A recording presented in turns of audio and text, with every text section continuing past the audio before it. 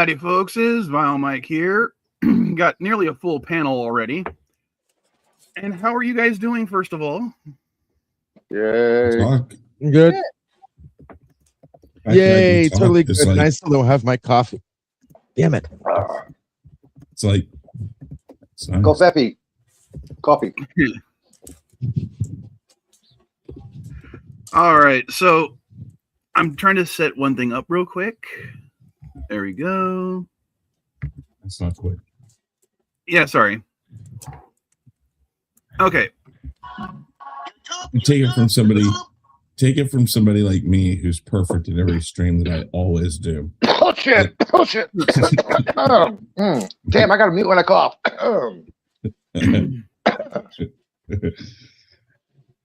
How's everyone? Everyone doing fine? And in answer to the question, yes, they should. Okay, now the reason I'm bringing this up, and I kind of mentioned it to the people on the panel before I started this stream. I was comparing this with my kids, my two teenage daughters, to the trolley problem. And so, what trolley problem? What the trolley problem is? No. Okay, it's a philosophical thought experiment. The one person, three person. Yeah. Yeah. Okay. You're walking past the trolley tracks, and up ahead you see 5 people tied to the trolley tracks. Right. But there's a trolley coming. Now, you also happen to be near the switching station, and you could easily pull the lever, diverting the trolley off the tracks or off to another set of tracks that has a single person tied to the tracks. What do? Through inaction, will you kill 5 people, or through action, will you kill 1 person? Right. The answer is it doesn't matter. I don't think that is an equivalency. Well, the Star Trek problem. The people the good coming of the off many outweigh the good ship. of the one. Or the Hold on, let the Daniel finish. Yeah, as I say, the people coming off the ship can be quarantined and that sort of thing. Hantavirus is not as contagious as like COVID. You're only contagious when you're actually showing symptoms. Dandelion, contagious. Dandelion, they're saying the virus is able to go from human to human contact. However, That's why they are evacuating them in hazmat suits. Yeah, that's exactly it. Put them in a hazmat suit. They can be contained. It's not like, oh, well, if we let them off the ship, like 5 people for each of them dies. Like it's not an equivalency. They can. Yeah, the doctor said. We had Ebola in the country. They're putting them in the same place where they put the people who were infected with Ebola. Like you can contain this. It's not like COVID was very different because it would spread when you weren't showing symptoms, and you may never have shown symptoms. It still spread it. It had a way higher R value. Like even though it has the potential to transmit between humans, it doesn't transmit well between humans. Like it only has an R2 or something like that. And I think COVID had like an R8, something like that. Depending on the strain, I think Omicron had like an O12. Oh, exactly. It was very contagious. And it also was often asymptomatic in a lot of people, or like very mildly symptomatic in a lot of people. It was extremely asymptomatic in me. Yeah. All right. But you probably spread it to other people. Sorry, go on, Chris. Here's the thing. And yes, the trolley problem or Kobayashi Maru, however you want to put it in terms that people understand it, the no-win situation. There's no win in here. That doesn't fully apply to this. Because here's the thing, if you've ever been on a ship in the Navy, they have plans for this. It's called, as soon as you see no further spread, you quarantine a certain number of people. You keep that quarantine. You literally, on a ship would think about putting up a wall. They would close airlocks, things like that, and keep quarantine on one side of the ship or in one room. And then you separate any need for maintenance or anything like that has to be done under quarantine procedures. So that might mean somebody has to go in with a mask or hazmat suit, whatever the rules are, and that all gets determined by a medic, the medical crew. And I don't know if they've done that yet, but they need to move those people to one location, and everybody to another location. And by now, we haven't heard about it going further as far as, I think it was 7 people was the total at one time. I don't know if it's gone more, but I think I've heard that they've not found anybody else. So it's 7 people. Those 7 people should have been totally removed from that. And then they should have docked or anchored right outside of the port, made an agreement with that port. Listen, we're going to wait X amount of days to see if these people exhibit symptoms or test positive. And if these people over here do not, you'll agree to, we'll release those people and they'll come over. The others stay on the ship. They bring new supplies and you let the ship have to handle that. Or you find a way, for instance, if it was close to the U.S., you have the Coast Guard bring them in quarantine fashion. And I mean, this seems like I don't think they've had a plan in place for this. And it always amazes me how often this happens on cruise ships, because cruise ships are the worst for this stuff. Oh God, I know. You how can you not have a plan in place? I would think for everything that happens on there. The ship is currently at the Canary Islands, and passengers are being escorted until 747 to Spain. Exactly. The thing is, take them to a place that's the facilities to deal with them. The docking places where that ship was going didn't have the kind of facilities required. Oh, so who director is actually speaking right now? Hang on, I gotta hear this. But that's the thing, is that I'm trying to remember the other strain of crap that goes through cruise ships. It's just norovirus. The stomach bug. Exactly that. You know, that's not necessarily the same type of thing, but you'd think they would have come up with some idea. 3 dead, 5 already left the ship right now.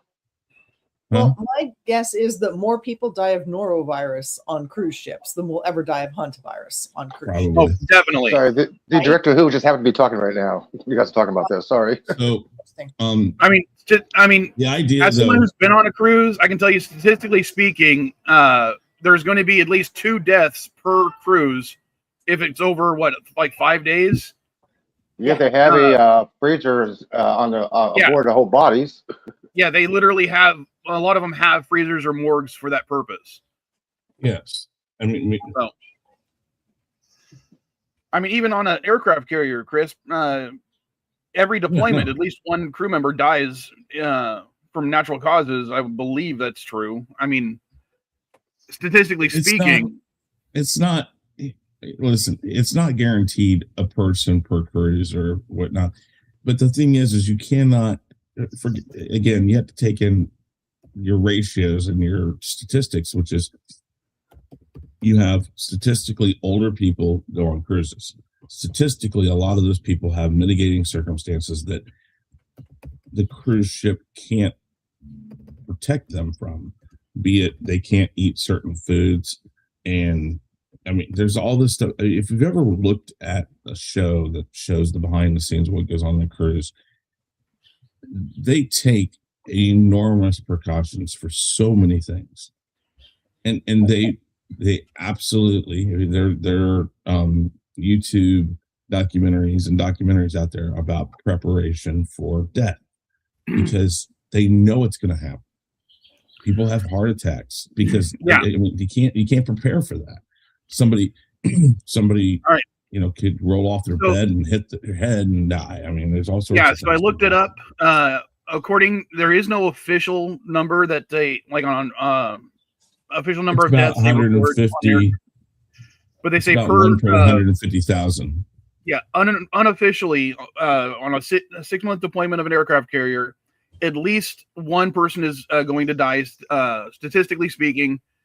Yes. So yeah, it's again, it's not a guarantee, but it happens. So therefore, there's a statistic out there for it. And again, that's different on an aircraft carrier, because again, on a carrier, you were talking about there's those cables that launch the planes. Mm-hmm. Those things are extremely dangerous. Listen, I've seen people nearly cut in half in those things. Yeah.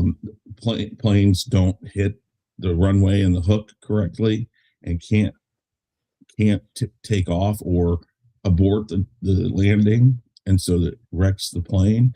And those planes, if you've ever seen a wreck on an aircraft carrier, they look graceful, but they're not, because there's jet fuel lots of times that'll go all over the runway. People get burned, hit, pierced. There's all sorts of stuff that goes on, and it's very dangerous on those things. So statistically speaking, it's going to happen.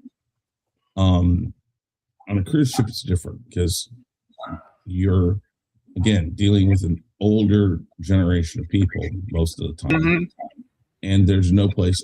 There's a lot of things about cruise ships, and I've never been on a cruise, but I know the biggest problem for cruise ships in this type of a situation is they don't fly under an American flag. No cruise ship will fly under the American flag.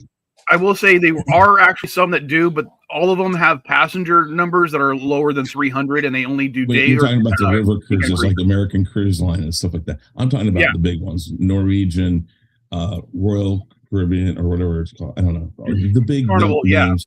Even Disney cruises. Exactly, because there's too many restrictions for things like this, and that's exactly what they don't want. I think it's kind of bad because you need to understand that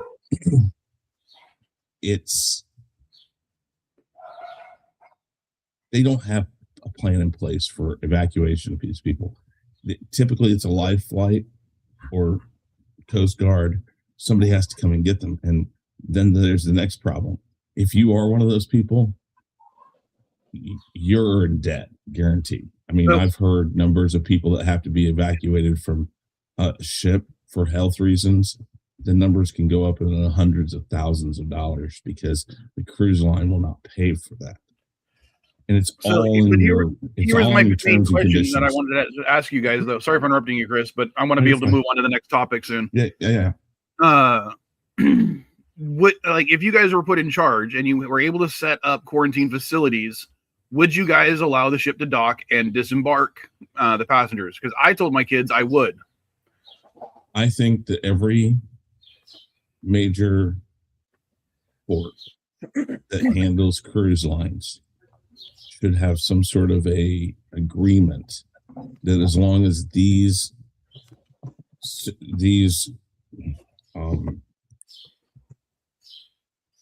precautions are taken before docking, and that this can be assured, we'll let you dock. You have to wait this many days to make sure that anybody else isn't, and then we'll release the non-contaminated ones, and then we'll also agree to have like a hazmat team or a medical team come in and remove infected people. Yes, I think absolutely as well. And I think that needs to be is also hantavirus is endemic in the environment. Like, it's not that this is hantavirus that we've never seen anywhere else. It's terrible, and if you catch it, you have like a 50-50 chance or worse, I think, of surviving it. But of course they should be treated. We can quarantine them. It's not it's not like super contagious. Like, it doesn't spread as easily as a lot of other infections that we're familiar with. You can quarantine for it. That's for sure. Exactly. And that's what I said. Yeah, that's my main point. Is I trust the science to be able to quarantine the people. I don't think the point of docking is necessarily the right place for it. Like the Canary Islands, I don't imagine they've got the kind of like quarantine facilities required, but the people can be like moved to their countries of origin for quarantine. Because obviously it was a luxury cruise, so no doubt they're all from first world countries or countries with modern medical facilities. Not that the Canary Islands doesn't have modern medical facilities, but I think that's a little bit like out of most countries' pay grade to like have to like quarantine Ebola patients or hantavirus patients or stuff like that. But I mean, it's not like a rare thing. Like, people get hantavirus like America all the time. Well, again, this is the problem with not flying under any one flag. Of course, when they're in the waters of that country, they have to fly that flag, and they're held by those rules. So for 30 miles outside of the United States, every cruise line has to follow certain rules of the United States.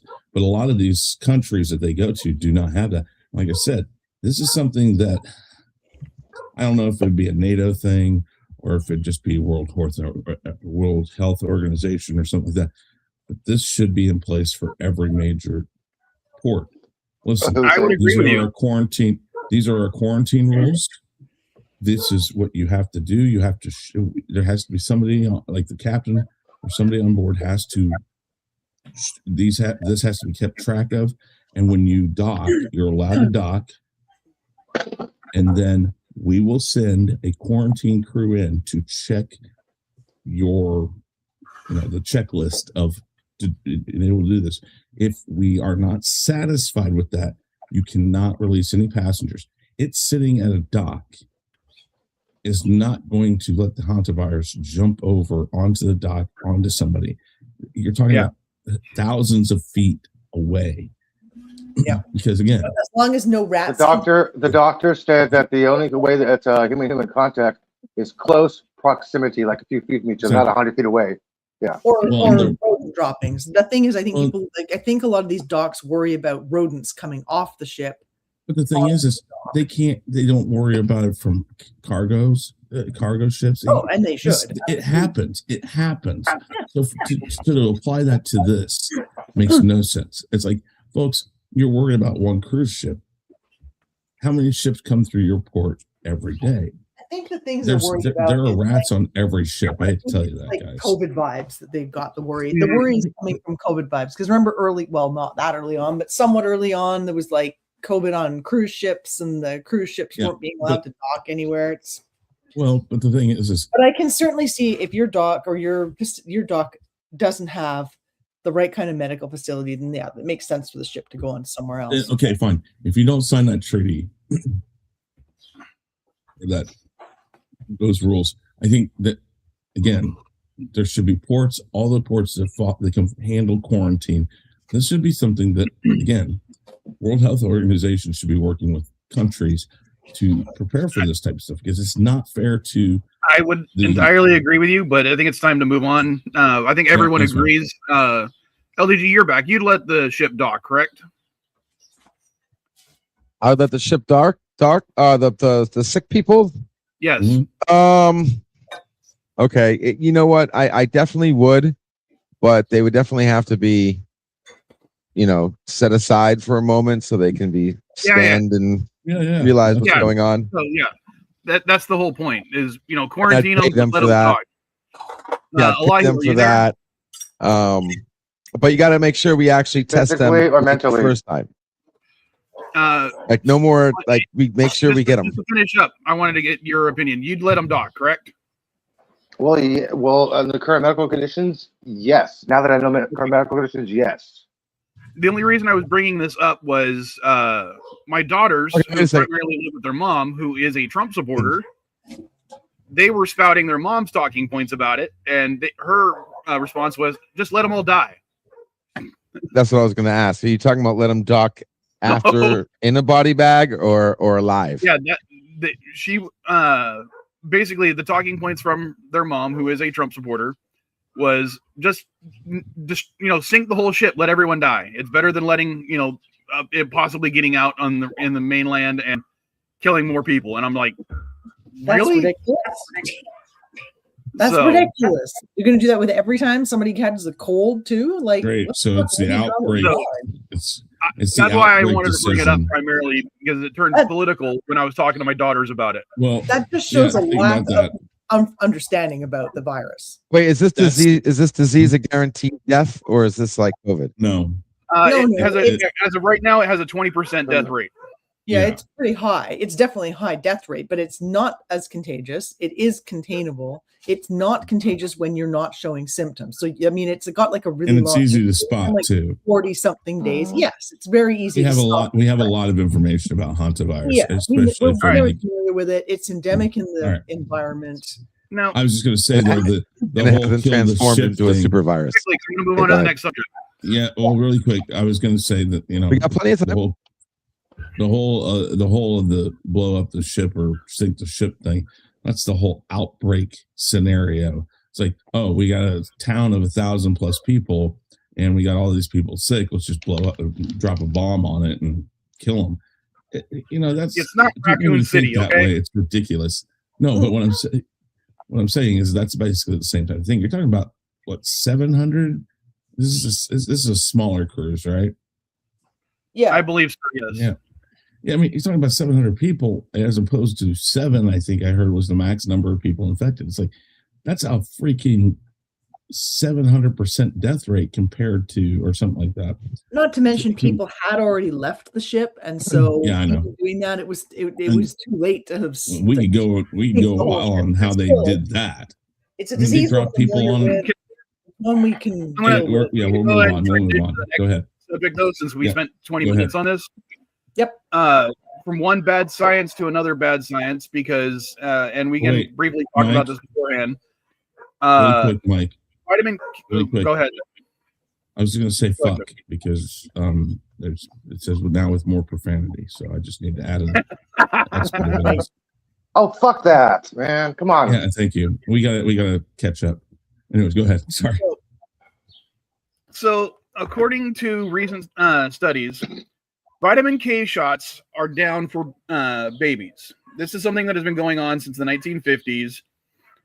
Basically, a lot of babies when they're born, because of deficiencies in the mom through diet, vitamin K is severely lacking, and it acts as a coagulant for children or for young children, basically so they don't accidentally bleed to death. And apparently, because of anti-vax sentiment, and because it is given to the babies as a shot, more and more parents are not giving their kids the vitamin K shot. And recently, when it was brought towards RFK Jr., he basically was waffling on it, not saying whether parents should do so. And Manipulating it with the hepatitis he watched the thing too. Well, He was confusing. It seemed to be confusing it with a vaccine. Mhm. yes. Yeah. Well, because it's given at the same time vaccines are given. I know. Sometimes it's given in the vaccines, but They could be slipping again, stuff in there. Well, I don't know if Well- are brand newborn babies given vaccines. I Yes, thought that was- not so they're given vitamin K. It's usually like one of the first things they do. They weigh the Yes. baby, they Yeah. clean the baby, they weigh the baby, they give it a vitamin K shot, and then I don't know. Hold on. Go ahead. I'm gonna look something up. right, and then yeah. Well, I it's know, like when simple. Caddy was born, she was given like 5 vaccination shots before we left the hospital, and we left the hospital within 3 days. Right. Yeah. So, granted, we had to come back every like 2 weeks, 4 weeks, 6 weeks, and 8 weeks for additional vaccines. I But suspect what happened there was RFK does not know about vitamin K shots. He doesn't know anything about about heroin. anything. He's an old man. He knows about kids heroin, were remember? born like freaking a million No. years ago. Let's And he just doesn't know about it because he shouldn't be in the position he's in. He's not any kind of medical professional whatsoever. And he's also like a freaking conspiracy theorist, anti-vaxxer, crazy person. And so the vitamin K thing, he's never heard of that. So- He doesn't know. He was conflating it with the hepatitis B, which whatever. so I mean, the thing is, because he's not willing to just say, yes, people No. should get the vitamin K shot. But even if he said that, a lot of these people are getting to the point where they're so conspiratorial that they wouldn't do it anyway. Because they've just like, All right.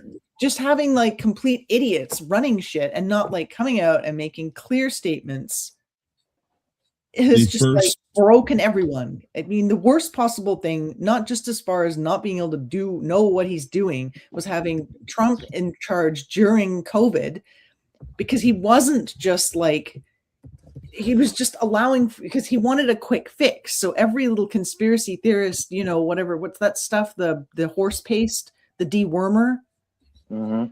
ivermectin, yeah. ivermectin. Like now they're all crazy for fucking ivermectin. The only reason that ever bleach- came up was bleach because took care of it too, remember? in some Drink a countries cup of people bleach. have parasites, but they're kind of like at a base level where you got the parasite, but your body is kind of keeping them under control. But when a Yeah. person got COVID, the parasite, they were fighting 2 battles. They were fighting COVID, and they were then fighting the parasites that started to proliferate. So they gave these people ivermectin to kill off the parasites, right? Because a lot of places don't have clean drinking water. And then the people improved because they were only fighting off the COVID. And so Well, the whole And the thing U.S. about is no longer part of ivermectin WHO. being like a cure, it wasn't that Yeah. ivermectin was a cure. It was that if you also happen to have a co-infection with like intestinal parasites, it would help you fight the COVID because you weren't also fighting the parasites. So if Okay. people conflated it. It was completely ridiculous. But people So- didn't get that clear medical information. Here's the thing. There's a few things about this that, first off, as far as vaccines, you're given the vitamin K or the vitamin K shot, and then you're given a hepatitis B shot within the first 12 hours of your life. That's done at hospitals. Now, the biggest problem here, and Dan Lane touched on it a little bit, is the fact that anybody that has to do with any department in the U.S. government that is health related should be required to actually have some sort of medical background. I don't care if it is you don't have to be a doctor. I'm not saying that, but you need to have been through some sort of schooling for it. It's like you're never going to give a hospital director position to somebody that has no idea anything about health. Fauci. These people, what? Fauci. What? Fauci. They should Anyway. never. Fauci's your accepted, they should dude. He was never in charge of. conform. He was a hospital administrator. Yes, no, what I'm saying is you would not do that. You would not give it to somebody. They should never who has that background. is what it comes down to. Here's the thing: Never there should be a set of rules. You cannot have ever been quoted as going against a normal, scientifically backed notion. So, for instance, the fact that and here's the problem. He has been in front of the Senate so many times, and every time they directly ask him, you have a history of talking against vaccines and all this. He sits there and he stops because he's like, and then he wants to say, well, I've never been against vaccines. I just want people to be mindful of it and do the research behind it. No, what you're wanting them to do is go down a rabbit hole on the internet and follow what you've done, which is against normal society's scientific research that, by the way, is now well over 100 years old. And it's only gotten better since then. I know so many people who are anti-vax, and I don't even talk to them about this because it's like you are so far lost because you find, again, it's like flat earthers. They will give you every reason why their science is right. But as soon as you find the hole in that science, they bring up something else that backs it up. But the problem is if you put all their answers together, it doesn't fit. I will say this. So, and because I can understand from certain parents who don't know as much about science as, say, myself. When Caddy was born, she was given the vitamin K shot. Now, she also suffered from jaundice afterwards. For those that don't know, jaundice is basically a yellowing of the eyes, the sclera of the eyes, as well as the skin. Because your liver isn't processing. Yeah, the kidney. In her case, it was a kidney. Kidneys. Yes, no. Now, that was why she was in the hospital for 3 days after she was born. They wanted to keep an eye on it. But never once were they worried about it, or was I worried about it. Because I knew what was going on. Yes, the vitamin K shot probably caused her jaundice symptoms, but it has become so common after giving that shot that it's not a big deal. It just takes a few days for the baby's kidneys to actually go from, not having the mother filter their blood to having themselves filter their own blood. Yeah. And as soon as she had her second bowel movement, she was fine. And random to your thing there about the combined flu shot and COVID test shot. The flu shot is always a crapshoot, and that's because they're going off of the strain from the year before, and it is guessing on what is going to be the strong strain, and they've missed it before.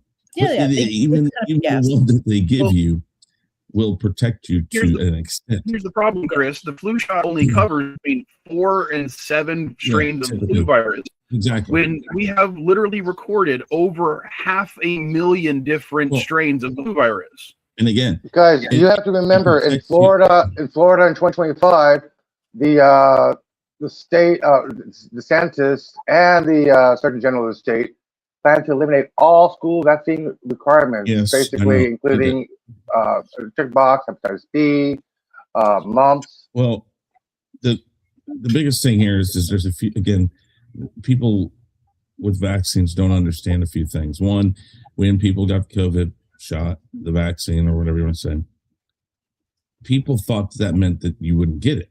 That's not what it is. It's there to get your body prepped for getting it. Yeah. In fact, COVID, I think, was the first FDA approved shot that didn't actually have the live virus in it. No, they used the MMRAs for what was that? The CETA virus. I know, but the thing is that was the first time I think they had done it where they didn't actually have that in it. Normally, your flu shot don't have dead virus in it. Yeah, I don't know the full thing behind it. But the thing is, there was a lot of things behind it people didn't understand about it. Vaccines don't necessarily mean you won't get something. It just means you're protected because your body now will hopefully have the antibodies to fight it. Yeah, it teaches your body to fight it off. To exactly. So people, I want to go back. Were in an uproar. Sorry for interrupting you, Chris, but I want to go back to Mr. CDV's comment real quick about the cure is light for jaundice. That is traditionally true in adults. For children and babies, it is much less effective because they literally lack the amount of skin and the amount of exposure they would need to UV light, which is what helps break down the chemical in the capillaries and the bloodstream, is basically would give them a sunburn. That's why they don't give you treatments for jaundice to infants and children, small children. So for adults, yeah, you're correct. But for babies, especially just born, you don't want to do that. The biggest problem when it comes to vaccines, again, is the fact that right now we have people in charge of this where the whole medical community is screaming, what the hell are you doing? And then they put people in charge of the person in charge right now on the board to approve vaccine strains and stuff like that doesn't believe in vaccines. Mm-hmm. How can you do that? It's like you cannot have. It's like somebody who, how would I put this? It's like putting somebody in charge of a casino that is a Mormon or a strong. It's like putting an Amish person in charge of a casino. You're never gonna. Nothing's ever gonna happen because the person will be like, "We can't do that. We're not gonna do that." No. Turn off the lights, shut down the machines, and we'll make our money. What? That's not how a casino works. It's like you cannot put people in charge of things that don't understand the job and don't believe in the job. You don't put anybody in charge of a church who doesn't believe in God. You just don't. And why this country, and again, it's not everybody in this country, the majority of the people didn't agree with it.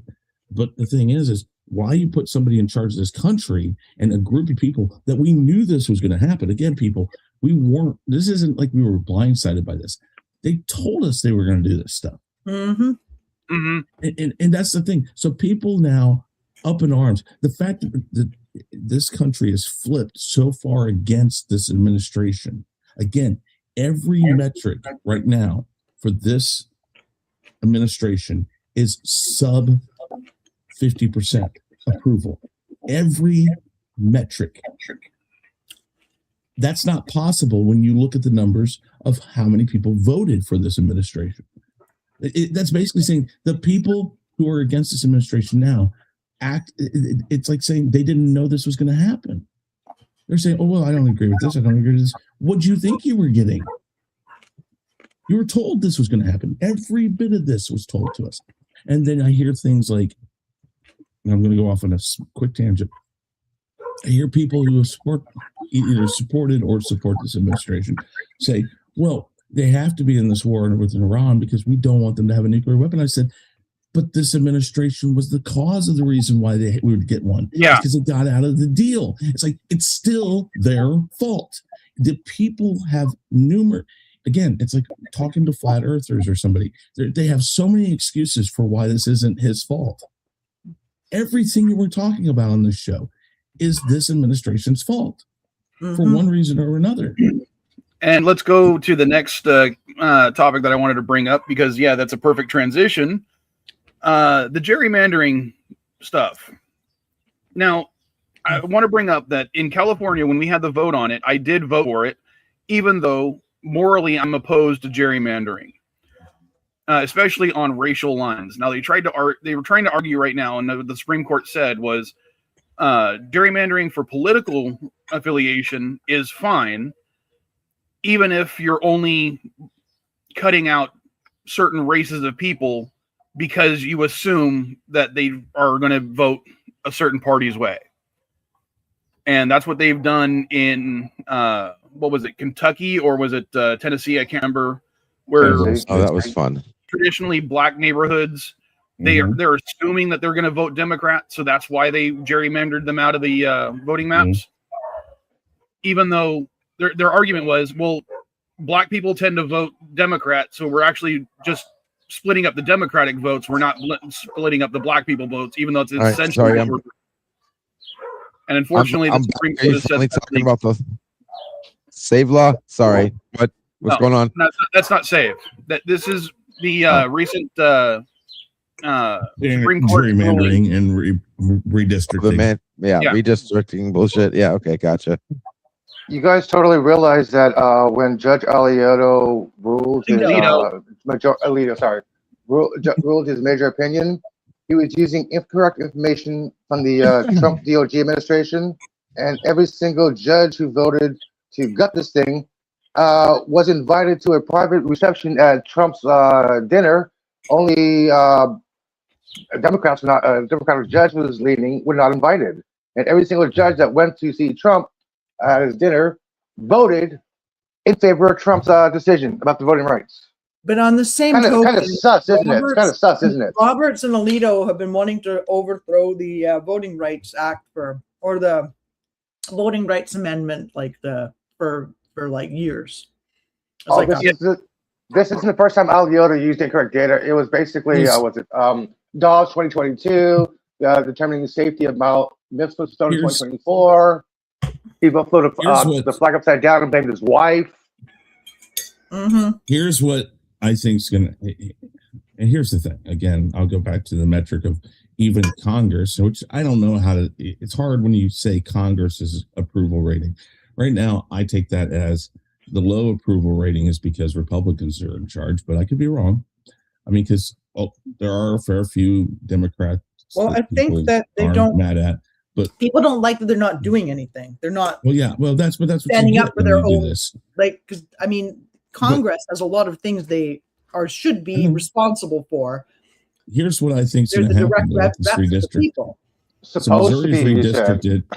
Missouri's redistricted, and if it goes, or if it is actually for this next election, which I think for the midterms it will be, but there's still some questions. There's a few legal things out there that may or may not happen.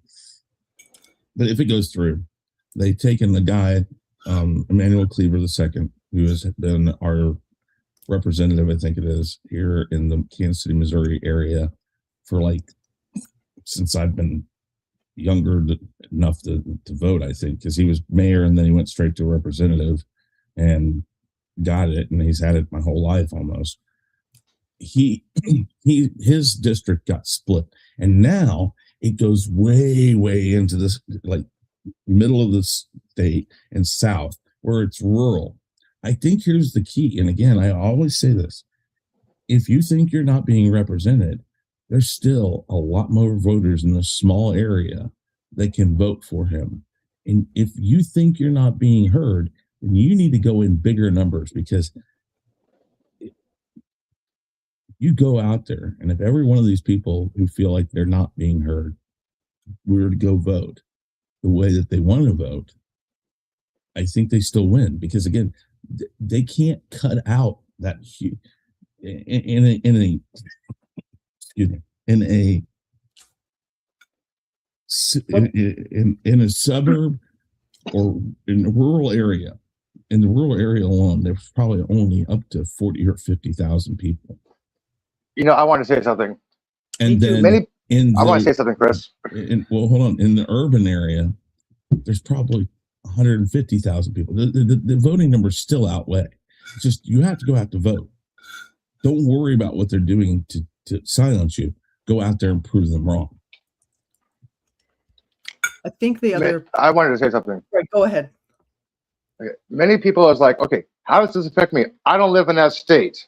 Well, it does affect you nationwide, and people ask, okay, it doesn't affect me personally. Well, this actually does affect me personally, because a couple years ago in San Francisco, they was going to redistrict, quote unquote, gerrymandering, District 5 and District 6. District 6 is the hate district. District 5 is the Tenderloin and the Soma. District 6 is considered a little richy area because of tourists and all the other shit. District 5 is not. So what they did was eliminate the Tenderloin and incorporate it into the other district. So we got rid of some of the poor votes for the rich guy. This is still in the court decided, but still right now mapped, but it's still undecided right now in the California Supreme Court, because this is totally wrong. Because it seems like every single time, this is what it's my own opinion, that when Republicans redraw maps, the courts go, okay, it's fine. But when Democrats redraw the map, they go, no, it's unconstitutional. So yes, this does affect every single person in this country, whether you live in Arizona and things that go on in Kentucky. Yeah, the House and the Senate, that affects your state as well.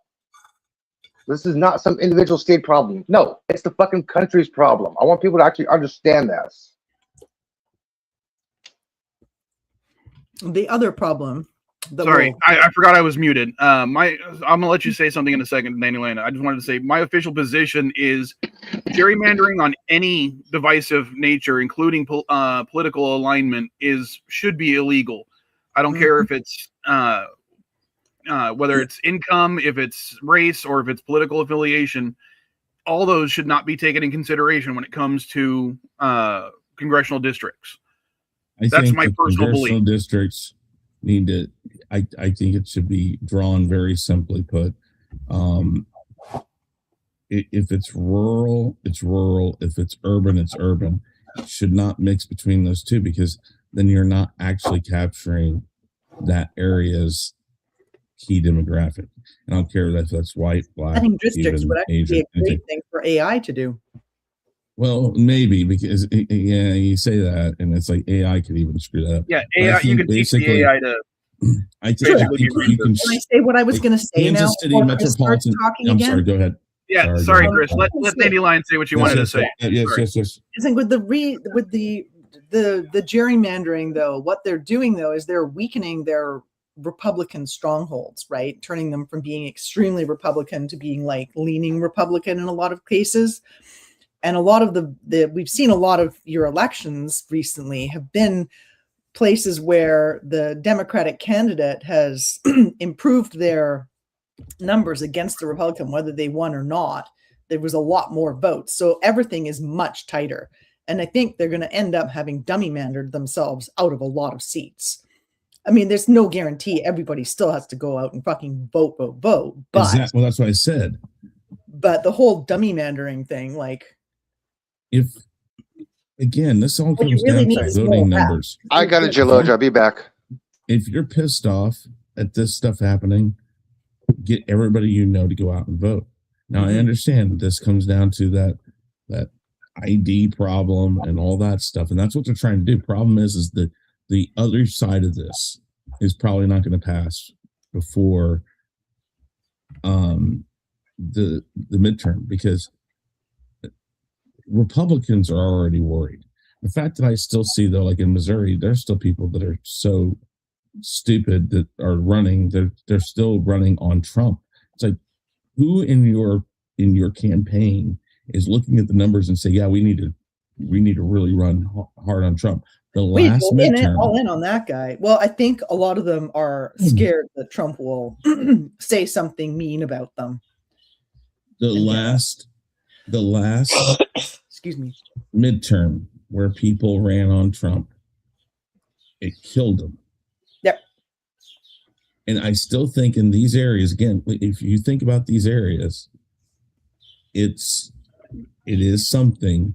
Those areas are mostly urban populations.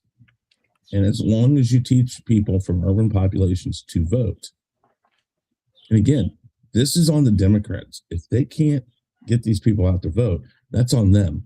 And if they need to have IDs, they need to figure out how to help them. Again, if you've ever gone into a DMV, or if you've ever gone to the health department to get your birth certificate or any of that stuff, and you know the hoops you have to jump through. If I was the Democratic Party right now, I would have somebody walking these people into these places saying, you have to have this, this, and this. You don't have this and this. Let's get it for you. I would be helping every freaking person figure this out. Look at that thin line of the Democrats. Right on the street. That thin line. Listen, what the hell? Yeah. Listen, though. There are organizations that are helping people get their identification. I would be making sure, though, to give that information out there. Again, it's there, but they need to make sure that these people are there. They need to make sure these people know, and they need to be out there hitting the pavement. Hey, are you registered to vote? Yes. Do you have your ID? No. Why don't you have your ID? Well, I don't have this or this. Okay, here, you're going to go talk to this person right now. They're going to help you figure this out. Well, I don't have the money for it. We have backing. Again, there's all these people that give money to the Democratic Party. I would be setting this money aside to help these people, because a lot of it is also that they don't have the $25 to go get their ID. They don't have the $30 to get their new birth certificate. They don't have time to wait for the Social Security Department to send them a new Social Security card. Whatever it is, for, birth certificate. Whatever it is, they have got to be there right now, helping every person get it. I want to interrupt you just for a second because I did a quick Google search. One of the organizations that helps people get for states that have voter ID laws, one of the organizations that helps them get them is the Southern Poverty Law Center. Mm-hmm. So I want you to understand that we have these organizations to help, but remember, this government is also now, trying to sue the Southern Poverty Law Center under these trumped up charges. Yeah. And I would imagine all they did was pay informants for inside information so they can arrest people. They were not participating in other shit. Yeah, Elihu, we discussed it last time or before, so we're not going to bring it up right now. But I just wanted to make it clear that, yeah, you're right, Dandelion, do have organizations to do so, but this administration is also attacking those organizations because they don't want those people to get the voter ID. They don't want it to be compliant. They want to just prevent certain people from voting entirely, and that's that's my opinion, but it's backed up by their actions. I mean, heaven forbid they consider the possibility of doing things that people like, so they'll vote for them. I mean, that would be crazy, right? Well, they are trying to do stuff for the people they like. They just want those people are the 400 billionaires we have in the country, not everyone else. I suppose. All right. So the last question. I'm sorry, Mike. I hate the argument. The billionaires. There are still poor people who vote for Trump. Yeah. I know, but they don't care about those people. They only care about the 400 billionaires. Yep. They just want those people to vote their way because they said that, oh, we'll do the other stuff that you don't like as well, like be bigoted towards certain groups of people.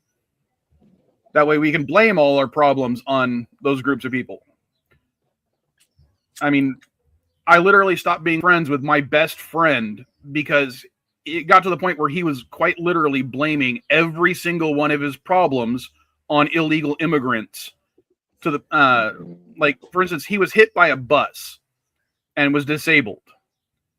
Now, he argued that the reason it took him so long to get disability was not the slowness of the administrations or the bureaucratic red tape.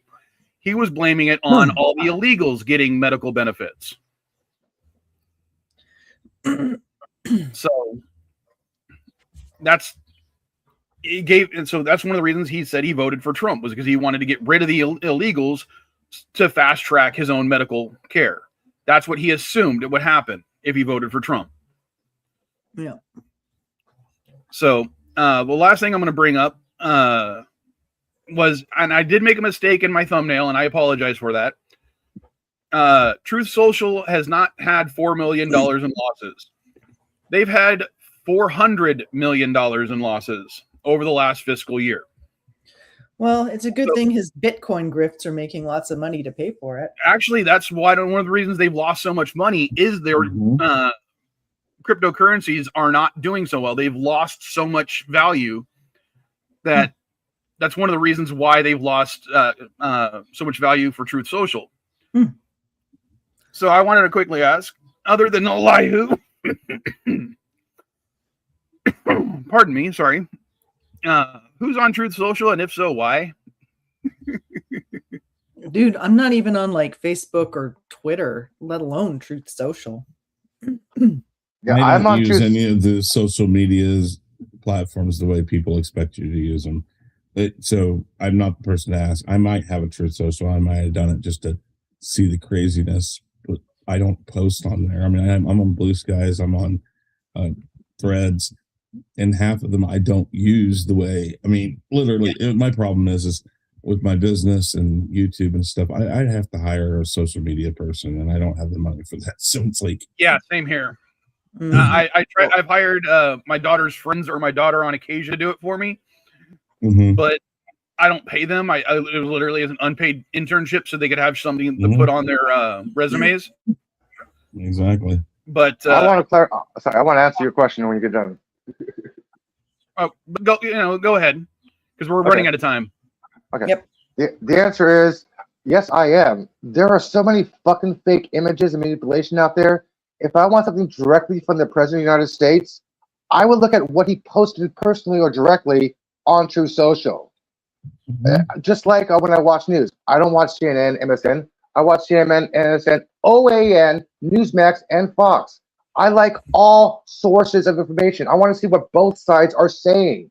I watch France 24. I watch DW. I watch European news. I watch left. I watch right. I just like people when Howard Stern was in the air. Half the people didn't like him. Half the people did. Why? Because they wanted to see what he wanted to say next. People are curious. I'm curious to find out what's going on in this country. If somebody's going to repost something on X or Blue Sky, they can manipulate an image. They can manipulate words. But if Trump actually posts something, okay, this is directly from the office of the President of the United States. What the fuck is going on here? This is why I'm on Truth Social. I want to see both sides. I want to get direct information. Well, that's my answer to what your question. That's one of the reasons why I go to Ground News. I have my chuckle-worthy thing of the week, if you'd like. I was going to try to give you a chance to do that in between, but I kept getting lost. But go ahead. So I'm sure you all heard about the person who ran out onto the tarmac and got hit by a plane. You mean ingested, as the headline said, the plane ingested by the plane engine? Let me tell my story. My favorite thing about that story was the way our CBC News described it as the person being partially consumed by the plane engine. And I'm thinking, partially consumed? Like, what does that mean? Like a hand? Like a half a person? Like, no, it just means that it was just like really weird.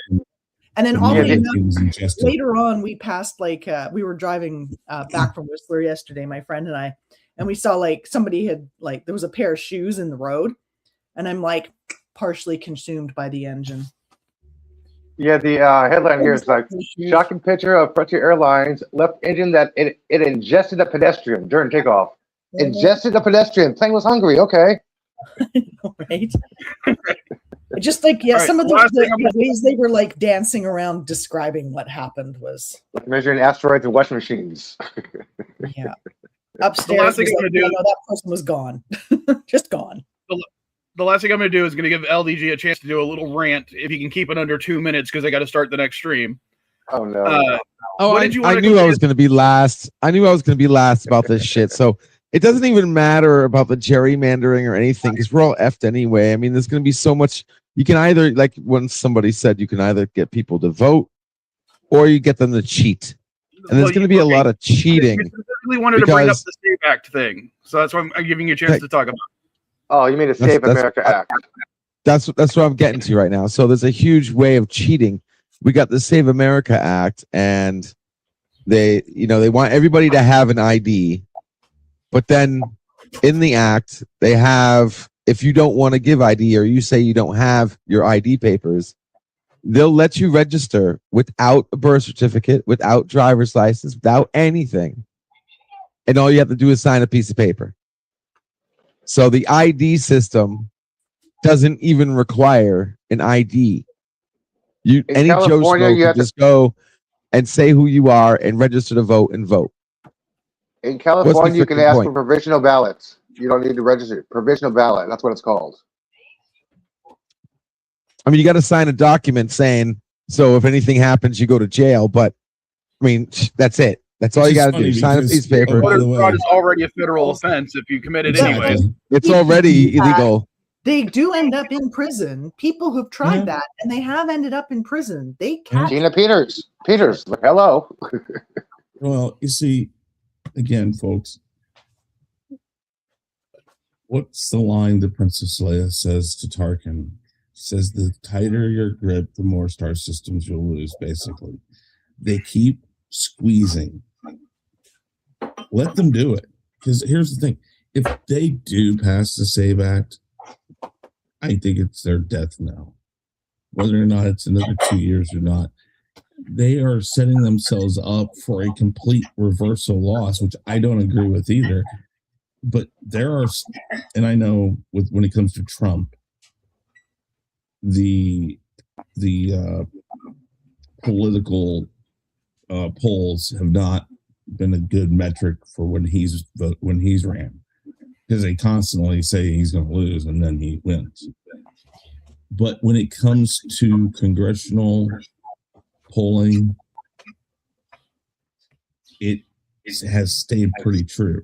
Right now, most polls are predicting that even with the gerrymandering, at least the House is going to flip, I think they say. And there's multiple of them that say the Senate will probably flip. If that is true, understand something, that a lot of these people are going to go away. Now, I'm not going to get into the legal side of this, that it will be retaliation. I mean, I can't say. Oh, it's going to be beautiful if the Democrats win the House and the Senate. Oh, it's going to be. Dude, the wonderful set of fireworks. It's going to be called rigged election. That's what they're going to be claiming. I am going to. But the thing is, I don't know. I mean, we'll find out what happens. But I'm just, it's going to be difficult. Whatever happens.